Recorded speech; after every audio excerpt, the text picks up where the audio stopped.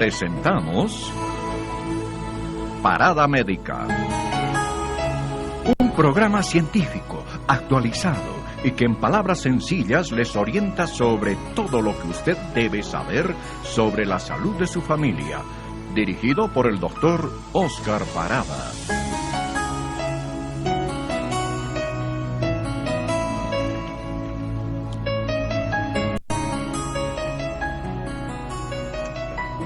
Muy buenos días, amigos.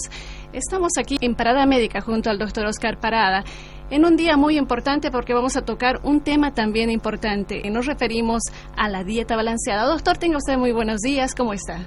Bien, gracias Gloria por estar acá en el programa con nosotros. También le damos un cariñoso saludo a Clarita, que nos está acompañando el día de hoy. Y comentarles de que, el tema es muy importante porque vamos a hablar lo que es una dieta balanceada. La gente come, pero a veces tiene que pensar qué es lo que está comiendo y para qué sirve la alimentación que tiene. Entonces, el hecho de tener una dieta balanceada significa básicamente, aunque esto es poco práctico desde el punto de vista medible, pero que el 50% al 60% tienen que ser hidratos de carbono, es decir, almidones y harinas, un 15% de proteínas y un 30% de grasas. Eso debería ser una dieta balanceada desde el punto de vista nutricional, pero no siempre, como les digo, para mamá, es bueno calcular, o es fácil calcular el porcentaje, ¿no? Si uno come, pero haciendo un menú diario, por ejemplo, uno puede orientar a esa madre cómo debe alimentar no solamente al bebé que está en pleno crecimiento y desarrollo, sino también cómo debe alimentar a la familia con una dieta balanceada. Muy bien, doctor. Invitamos a nuestros amigos oyentes a que se comuniquen con nosotros al 339-8368 y al 333-3283. Al mismo tiempo pueden mandar sus mensajes al WhatsApp 720-20-100. Doctora, refiriéndonos a este tema, explíquenos cuál es la importancia de la dieta balanceada. Uno puede tener un niño, por ejemplo, un niño gordo, pero eso no significa que esté bien alimentado. Por ejemplo, hay muchos lugares en el occidente boliviano, por ejemplo, en ciudades altiplánicas, comen mucho hidrato de carbono. ¿Por qué? Por ignorancia. ¿Por qué? Porque la gente no sabe, le falta de información. La gente, por ejemplo, saca leche de las vacas, va a la ciudad y se compra fideo y se compra arroz. Entonces, si ellos tuvieran un poquito más de orientación, ellos verían que, por ejemplo, la proteína es uno de los elementos importantes y que no se pueden formar a partir de otros elementos. Entonces, por ejemplo, ese desconocimiento ya indica que no hay un balanceo en la dieta. Entonces, esta gente que come puro hidrato de carbono, obviamente ya están obviando en su dieta la proteína, que es fundamental básicamente para el crecimiento. Entonces, el hecho de no saber qué dar y en qué porciones dar, pues lleva a problemas múltiples: la falta de crecimiento, falta de desarrollo, falta de crecimiento.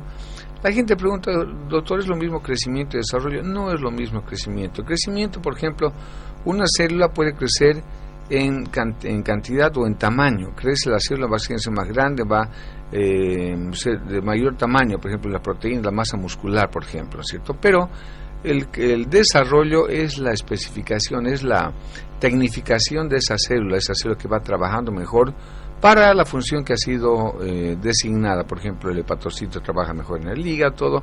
Entonces, crecimiento es el crecimiento, podríamos decir, de peso del cuerpo. En cambio, el desarrollo es el crecimiento en calidad, en funciones del cuerpo. Ahora, se denominan nutrientes a todo lo que el humano, obviamente también los animales, pero todo lo que el humano ingiere, o sea, come. Pero hay elementos básicos que uno tiene que tener en cuenta, por ejemplo, para no exagerar con ninguno de los otros. Y eso, básicamente, eso no se lo aprende en forma innata. Necesitan leer, preguntar a los profesionales qué es una dieta balanceada y cómo se la consigue. Muy bien, doctor, nos van llegando las primeras preguntas a nuestra línea 720-20-100 y nos dice esta señora muy preocupada: buenas tardes, buenos días, doctor, quería hacerle una consulta. Es que le di puré de papa con leche pil en polvo y solo le di un poquito y comenzaron a salirle alergia en todo el entorno de su cuerpo, dice, o de su bolita, dice ella. Quisiera saber cómo puedo hacer para saber si es alérgico o no, dice, doctor. Bueno, en primer lugar, acá tendríamos que hablar algo que ya Gloria me estaba preguntando antes de entrar acá al estudio, de lo que es una dieta trofológica. La trofología no es otra cosa que la combinación perfecta de los alimentos para obtener una buena nutrición. Por ejemplo, mezclar Nosotros mezclamos proteínas. Las proteínas generalmente, excepto la leche, por ejemplo, son de muy difícil digestión. Vamos a hablar de los cárneos, es una proteína. Acá la señora ha mezclado puré de papa, que es harina, con leche, ¿no es cierto? Entonces, y le ha mezclado los dos en polvo. Entonces, esto probablemente ha llevado a una deshidratación del niño, porque darle leche en polvo sin agua y puré de papas que absorbe el agua, entonces ha metido como una esponja dentro del cuerpo del bebé. Y yo presumo que lo que ha tenido ese niñito no es en realidad una alergia, porque ni la leche, o sea, no es la primera causa de alergia, ni menos la papa. Entonces lo que ha pasado es que ha metido una esponja dentro de su cuerpo, porque los dos absorben agua y el bebé se ha deshidratado. Y, escúchenme bien, va a ser tema de la siguiente charla, cuando las glándulas de sudor no encuentran agua suficiente a través de la cual botan el exceso de calor del cuerpo, empiezan a trabajar en seco, y esa glándula de sudor que trabaja en seco pues se va a irritar, y es lo que nosotros conocemos por el pitaí o sudamina, que puede ser incluso en forma masiva y producir un cuadro parecido al de una alergia. Eso me atrevería a pensar que ha pasado con esta mamá que nos acaba de llamar por teléfono. También tenemos otra pregunta a través de Facebook. ¿Las vitaminas son parte de la dieta balanceada, doctor? Bueno, la verdad que las vitaminas, si es que tuviera una dieta balanceada perfecta, o sea, bien balanceada, proteínas, grasas, etcétera, en las verduras básicamente vienen todo lo que son los oligoelementos y micronutrientes, es decir, todos los elementos que el cuerpo necesita para crecer y armonizar bien. Ahora, las vitaminas, yo considero de que si bien son necesarias algunas vitaminas, las madres obligan prácticamente a los médicos a que les den vitaminas. Los médicos, por no pelear ni discutir mucho con las mamás, pues dan nomás vitaminas, y algunos dan también porque no están informados de que las vitaminas no son partes importantes, pero ya el médico exagera y las mamás exageran dar las vitaminas a sus bebés. Quiero comentarles que el exceso de vitaminas, que si bien, reitero, son importantes para el organismo, pero en mínimas cantidades, el hecho de darles muchas vitaminas a los bebés, pues ocurre y lleva al efecto contrario. El cuerpo, sabio como es en su esencia, cuando necesita, por ejemplo, carotenos, que necesita vitamina D, necesita vitamina A, y en forma, podríamos decir, instintiva, busca los alimentos que tienen este tipo de vitaminas. Entonces, llenarle, colmarle su cuerpo con esas vitaminas, hacen que su cuerpo ya no busque en forma natural los alimentos que contienen las vitaminas que necesita. Por lo tanto, a veces actúan inhibiendo el apetito, y eso es precisamente lo que las mamás no quieren. Nosotros como padres, como mamás, nos preguntamos, ¿cómo sabemos si estamos alimentando bien a nuestros hijos? ¿Nos basamos en el peso, en la talla que tienen nuestros niños, o tienen un peso y una talla ideal y pueden estar mal alimentados, doctor? Claro que sí, lo que decía al principio del programa, de que el peso no es un sinónimo de buena salud. La gente cree que teniendo niños gorditos significa que están bien alimentados. No, pues yo puedo tener un hijo y alimentarlo con puro azúcar, va a ser un chiquito súper gordo, obeso, pero pues está mal alimentado, va a ser un gordito fofo, ¿no es cierto?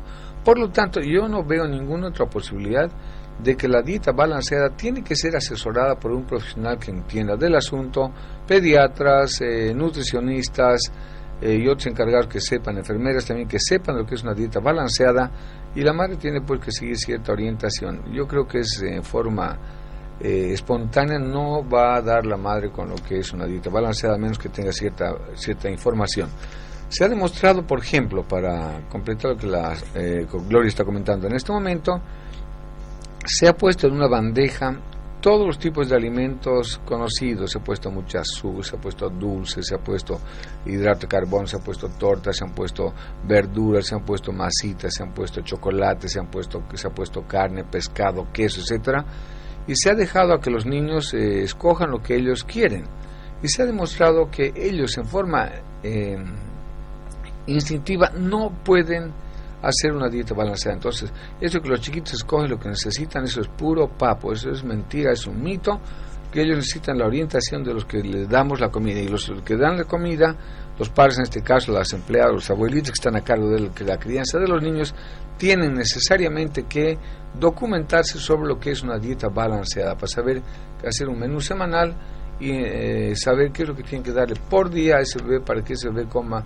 lo que necesite y crezca en armonía, porque la armonía nutricional es fundamental para el buen desarrollo mental, corporal, etcétera. Doctor, nos llega un mensaje precisamente a nuestro WhatsApp, el 720-20-100, y nos preguntan, dice la señora, me dijeron que tenía disentería. ¿Qué tratamiento puedo seguir? Doctor, ¿qué es la disentería en primer lugar? ¿Está bien el término? La disentería es correcta, pero bueno, ya es un término médico, ¿no es cierto? Sin embargo, una madre que ya tiene varios hijos, por ejemplo, puede darse cuenta que la disentería habla básicamente de un tipo especial de infección, de una infección intestinal. Hay dos tipos de deposiciones, las enterocólicas y las disentéricas.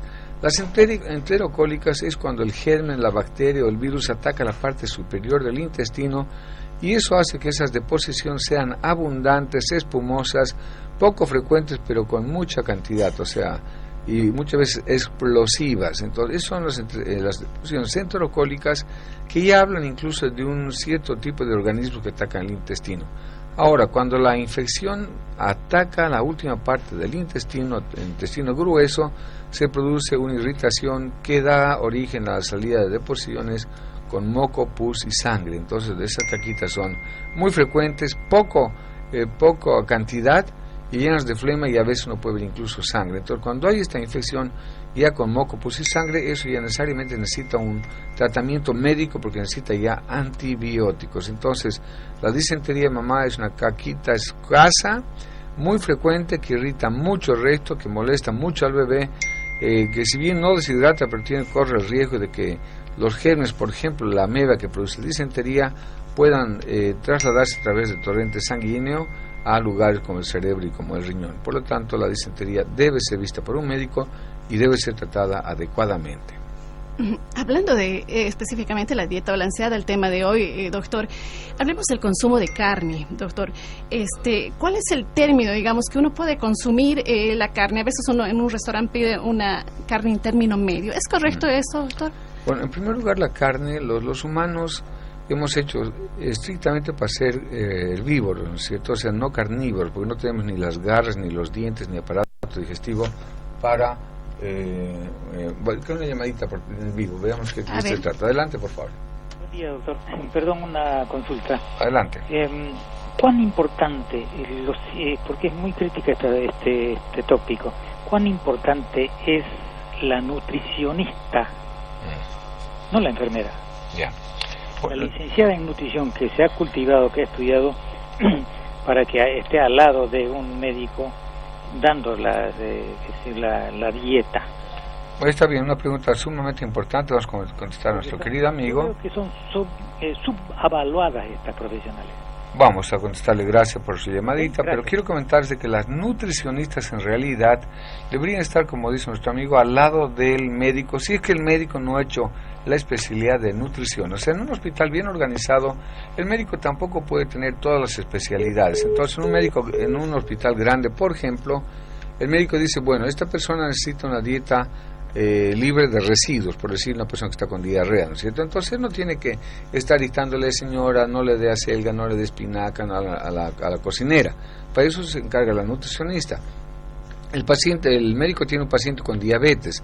Entonces, un médico bien preparado pues puede tener las nociones básicas de lo que es una dieta, por ejemplo, libre de hidrato de carbono, con bajas calorías de hidrato de carbono.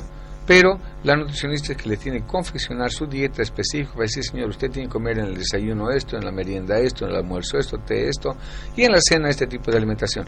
Entonces, la nutricionista es una persona súper importante que precisamente debería estar evaluando y orientando a las madres y a las personas responsables de la alimentación en cómo se confecciona, por ejemplo, una dieta balanceada. El que está hablando tiene como especialidades pediatría, crecimiento y nutrición, por lo tanto, pues el consultorio que tenemos también da la información perfecta de cómo realizar una dieta balanceada para un buen crecimiento, porque trabajamos también con problemas de talla baja. Muy bien, doctor, vamos a seguir respondiendo sus llamadas en unos minutos más, sin antes invitarles a que se comuniquen con nosotros al 339-8368, al 333-3283 o a nuestra línea de WhatsApp 720-20-100. Amigos, en unos minutos retornamos con ustedes, nos vamos a una tanda publicitaria.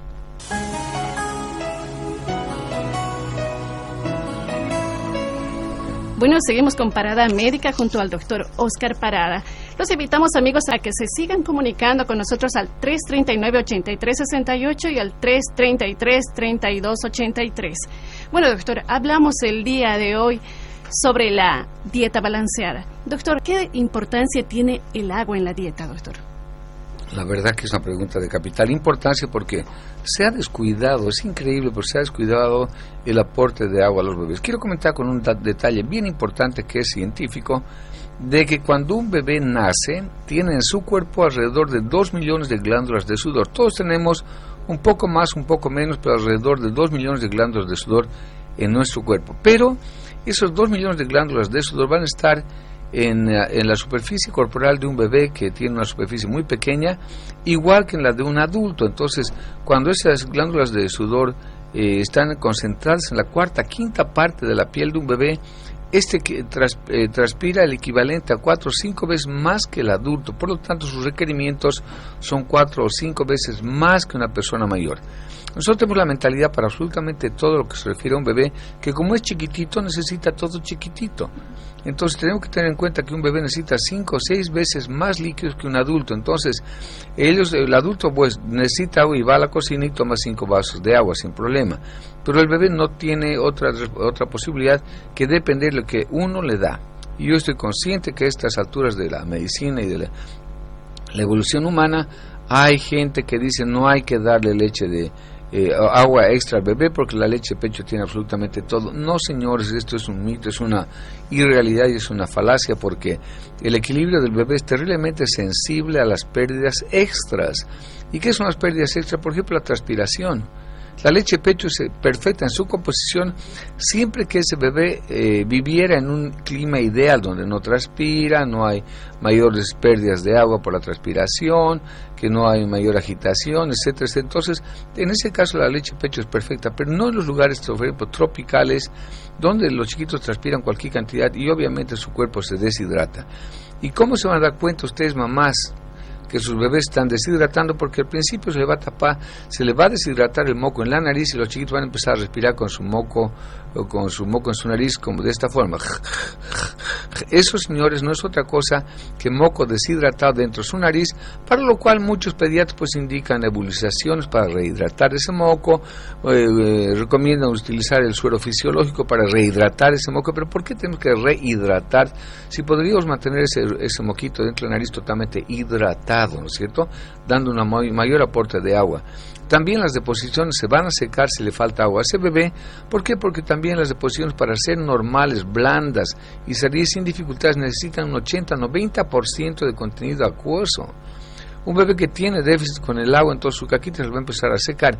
¿Y cómo empieza a secarse su caquita? Porque el bebé empieza a defecar cada 2 días, cada 3 días, cada 4 días, después hace cacas duras y grandes. Por lo tanto, el estreñimiento también es un fiel reflejo de la falta de agua, no tanto en niños como en adultos también.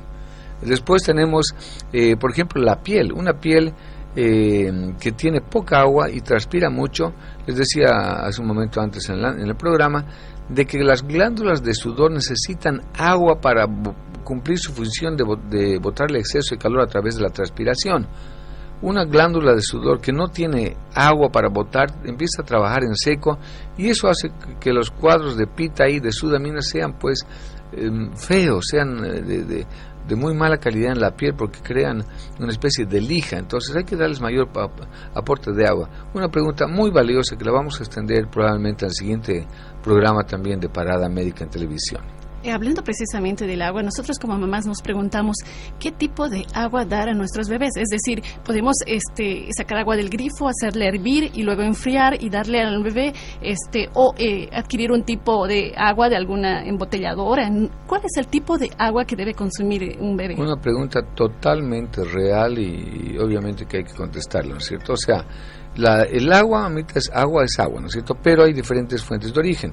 Lo que uno pretende, por lo menos los primeros 3 meses a 6 meses, cuidar al bebé de que no se le puede contaminar con elementos que pueden hacerle daño. Por lo tanto, hasta el 3er mes, por lo menos que el bebé empieza a producir sus propias defensas, preferible darle agua de la mejor calidad, ¿no es cierto? Preferible agua de botellón. Después del tercer mes que ya empieza a funcionar sus defensas, hasta el sexto mes uno puede ir abriendo un poquitito más la posibilidad de darles incluso agua de la pila, pero todavía con precaución. A partir del sexto mes su cuerpito ya está mucho más resistente, y el agua de la pila que tenemos en Santa Cruz es bastante potable, o sea, de todas maneras no es 100% potable, pero es de buena calidad. Ahora, estos son estudios que se han hecho en algunas empresas que han establecido, por ejemplo, negocios en los cuales tienen que ver la limpieza, la pureza de las aguas, y se ha mostrado que todavía hay una discreta contaminación. Muy bien, ahora, de todas maneras, el agua, amita, denle agua, por favor. La gente le da agua de canela, agüita de manzanilla, agüita de anís, le da agua. No, señores, denle agua pura, porque su bebé no transpira ni canela, ni anís, ni manzanilla. Entonces, denle agua pura para reponer lo que ese bebé pierde a través de su transpiración, 99% de agua. Doctor, estamos viviendo en estos días una ola de calor en Santa Cruz. Entonces, muchos niños a veces recurren directamente al grifo del parque o de la casa y toman agua. ¿Qué peligros? ¿Hay algún peligro que nuestros niños se pudiesen contaminar con alguna enfermedad haciendo esta actividad? Bueno, la verdad que ya si los niños son capaces de ir y abrir un grifo y tomar agua, ya su cuerpo está perfectamente habilitado para enfrentar las contaminaciones que pueden haber del agua, por ejemplo, y a esa edad su cuerpo resiste muy bien las posibles pequeñas contaminaciones que pueden haber en el agua del grifo. Entonces ya no hay peligro, y esa forma incluso de desafiar un poquitito a la naturaleza del medio ambiente también constituye parte de lo que se llama su experiencia inmunológica, porque a partir de esos desafíos, ellos se encuentran con bacterias pequeñas primero, pues va desarrollando su resistencia a cuadros de provocar por bacterias de mayor gravedad. ¿Qué importancia tiene leer la etiqueta de los productos, doctor, cuando uno va a adquirirlo al mercado? La verdad que es un hábito. La gente ni siquiera está acostumbrada a ver la fecha de vencimiento de los productos. Es una cosa que en otros lugares pues es fundamental ver. La gente que tiene un poquito más de cuidado con lo que come, pregunta, a ver, ¿cuánto tiene? A ver, esta latita de maní, a ver, ¿cuántas calorías tiene? Y cuando ustedes se den cuenta de las calorías que tiene un maní, por ejemplo, van a espantarse. ¿Por qué? Porque un maní pues reemplaza prácticamente una marraqueta, ¿no es cierto?, un pan grande. Entonces, hay que lean por favor la etiqueta de la composición nutricional de los alimentos y dense cuenta por lo menos qué es lo que van a consumir ustedes. Hay también, como decía Gloria, acá hay también una ola de la gente que está con sobrepeso y obesa. Por lo tanto, también les recomendamos que cuando vayan a comprar un alimento, un envasado básicamente, vean la composición que tienen los mismos. Aprovecho la oportunidad para decirles de que sigue siendo en la naturaleza el mejor tipo de alimento y el más recomendado, el alimento natural. O sea, todo tipo de envasados, de enlatados, pues tienen que necesariamente que tener un antibiótico, un conservador para no pudrirse, para no descomponerse. Entonces, esas opciones no son necesariamente las mejores. Son muy prácticas porque uno los puede guardar y abrir cuando uno quiere, pero para su manutención, para su mantenimiento, necesitan tener elementos que ya les hacen perder su naturaleza. Vayan al mercado, señora, todavía tenemos buenos mercados. Compran las verduras que ustedes ven que están perfectamente bien, la fruta madura, y en las verduras, por ejemplo, bastan 2-3 gotitas por litro de agua para lavar las verduras y eliminan el 99% de los gérmenes, de los bichos más frecuentes que hay en las verduras. Las dejan remojar unos 5 minutos, luego las enjuagan con agua de la pila y esas verduras están bien lavadas y posiblemente ya sin parásitos ni gérmenes que pueden dañar al organismo. Doctor, ¿cómo organizamos nuestra dieta balanceada? Por decirle, un niño de los 3 años para adelante, ¿cómo la organizamos? ¿Cuánto debe comer y cuándo? Yo sugería, Gloria, que cada zapatero a su zapato, ¿no es cierto? Es muy difícil, les decía al principio, que si una madre por instinto quiere dar una dieta balanceada, pues va a necesitar un poquito de orientación, porque si bien sabe que tiene que comer un 60% de hidrato de carbono, de harinas, un 15% de proteínas y un 30% de grasas, pues una madre súper inteligente podría tal vez calcular, leyendo la composición y enterándose cómo viene cada alimento, cuánto de grasa tiene. Pero eso dejémoslo al médico nutricionista, la nutricionista, que como comentaba nuestro amigo en la llamada anterior, son las personas que tienen la obligación y el conocimiento necesario como poder asesorarlas cómo se hace una dieta balanceada. Es un tema que escapa un poquito al objetivo de esto, de darles exactamente que uno por uno, comidita por comidita que hay que darles. Señoras, consulten un poquito. Las personas que están escuchando esta radio, yo creo que pueden tener en sus centros médicos, en sus centros de salud, alguna persona, un nutricionista, aprovechenlas, díganle, señorita, dígame cómo hago una dieta balanceada, cómo confecciona, y a partir de eso pues la mamá ya podrá extrapolar diferentes sustancias y alimentos. Pero yo les sugeriría que pidan asistencia, vayan a sus médicos, vayan a sus centros de salud y hablen con la nutricionista y díganle, señorita, ¿cómo hago para confeccionar una dieta balanceada para mi hijo y para mi familia?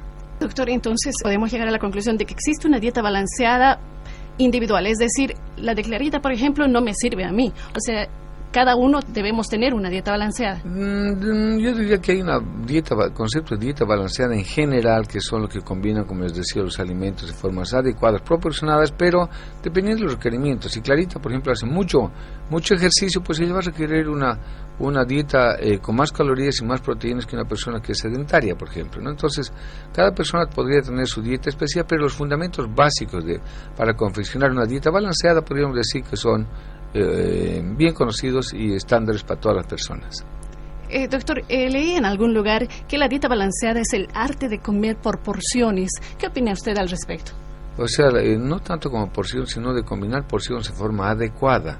Entonces uno sabe, por ejemplo, cuánto está mezclando hidratos de carbono, y como decía antes, había mencionado la trofología. Por ejemplo, la trofología prohíbe comer carnes, por ejemplo, con hidratos de carbono. ¿Por qué? Porque el intestino del humano tiene 9 metros, de entre 7 y 9 metros de longitud, mientras que el intestino del león, que es un animal carnívoro por excelencia, tiene apenas 3 metros. Por lo tanto, la digestión de la carne, que es muy pesada, en el intestino del león se elimina rápidamente, en cambio en el intestino del humano no. Entonces, ese contenido, ese residuo de carne que entra en putrefacción rápidamente, aumentarle pan, galletas, arroz, puede ser convertido en una verdadera fábrica de gases y de mal olor. Por lo tanto, hay que leer un poquito más, pidan asesoramiento a sus médicos, a sus nutricionistas sobre lo que es una dieta balanceada. Se nos terminó el tiempo para variar, así que no nos queda otra cosa que despedirnos. Les agradecemos muchísimo su atención, su preferencia por esta emisora Radio El Deber los días miércoles a las 9:30 a 10 de la mañana, y les invitamos el siguiente sábado a estar en el programa